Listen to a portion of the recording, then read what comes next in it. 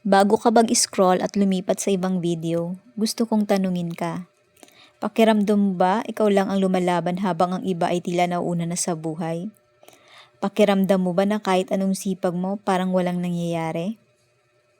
May mga gabi ba na tinatanong mo ang sarili mo kung may patutunguhan pa ba ang lahat ng pagod, luha at sakripisyong ginagawa mo? Kung oo ang sagot mo ka-positive, para sa'yo ang mensaheng ito. Ka-positive, may isang bagay na gustong-gusto kong maintindihan mo ngayon. Hindi lahat ng progreso ay nakikita. Hindi lahat ng tagumpay ay nagsisimula sa palakpakan. At hindi dahil tahimik ang buhay mo ngayon, ay nangangahulugan ng napag-iiwanan ka na ng panahon. Minsan, ang pinakamalaking tagumpay ay nagsisimula sa mga panahong pakiramdam mo ay walang nangyayari. Kaya samahan mo akong pakinggan ito hanggang dulo. Dahil baka ang mensaheng maririnig mo ngayon ang eksaktong paalala na kailangan mo para hindi sumuko. May mga panahon sa buhay na pakiramdam natin ay napakatahimik ng lahat. Walang malalaking pagbabago, walang pumapalakpak, walang nakakakita ng pagsisikap natin. At kung minsan, parang tayo lang mismo ang nagtatanong kung may patutunguhan pa ba ang lahat ng ginagawa natin. Marahil nagtatrabaho ka ng mabuti pero hindi pa nakikita ang resulta. Marahil ilang beses ka nang nabigo at parang walang nangyayari sa progreso. O baka naman tahimik ka lang na lumalaban sa mga problemang hindi alam ng ibang tao.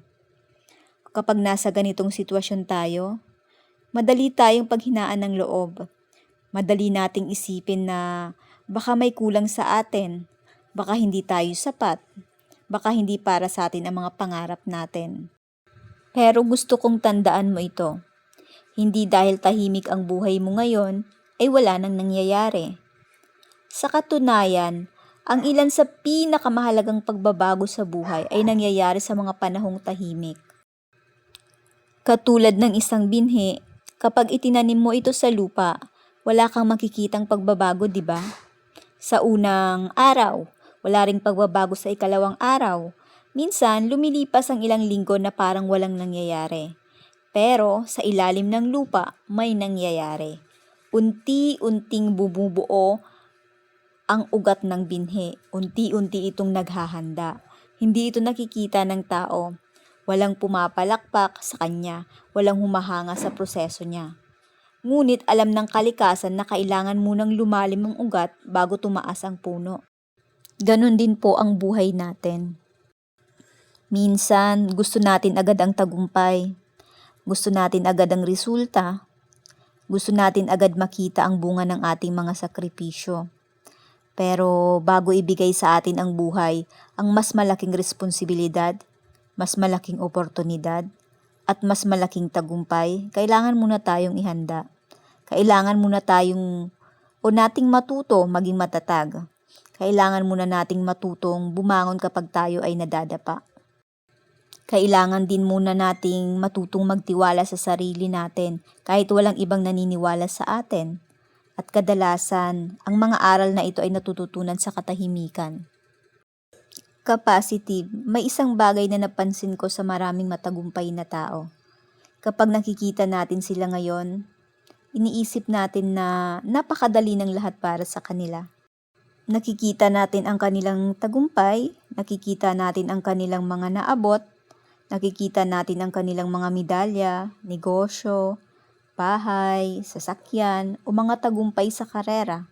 Pero bihira nating makita ang mga gabing umiiyak sila dahil sa pagkabigo. Hindi natin nakita ang mga pagkakataong gusto na nilang sumuko. Hindi natin nakita ang mga panahong walang sumusuporta sa kanila. Hindi rin natin nakita ang mga panahong sila lang ang naniniwala sa pangarap nila.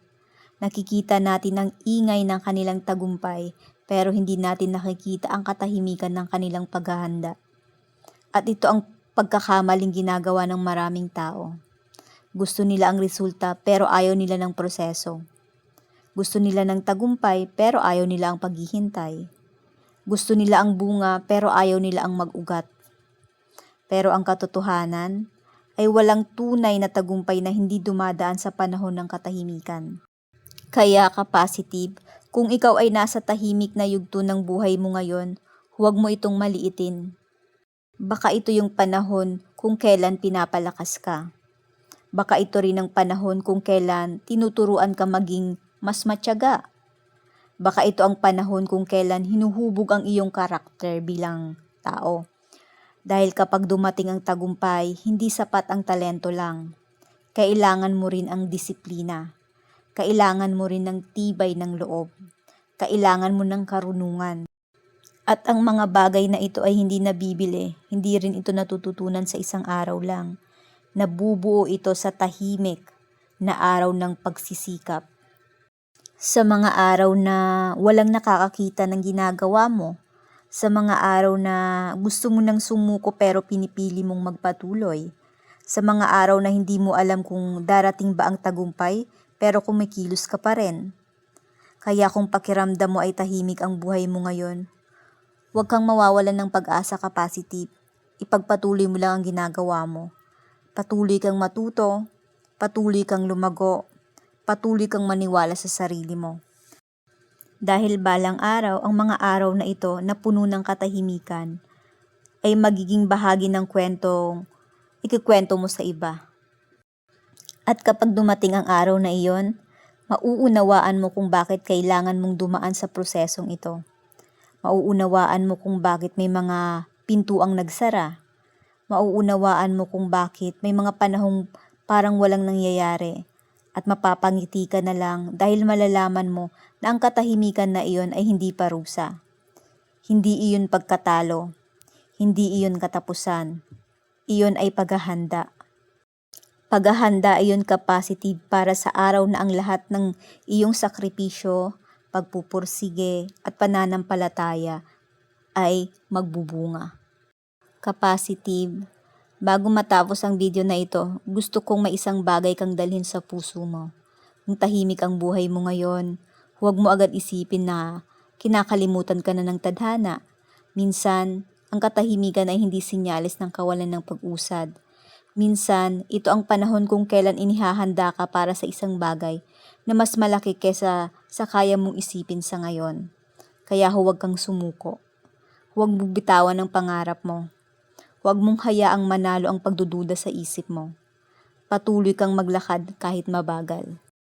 Patuloy kang lumaban kahit mahirap. Patuloy kang maniwala kahit wala pang nakikitang resulta.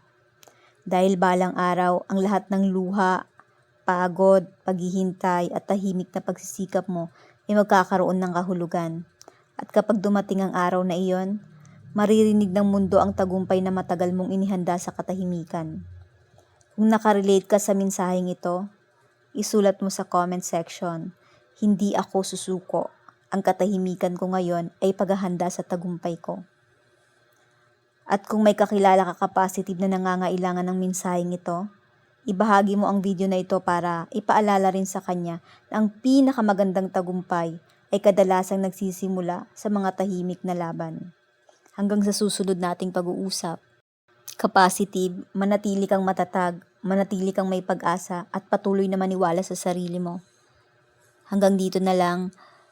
Don't forget to like, share at subscribe sa aking YouTube channel. Maraming salamat po.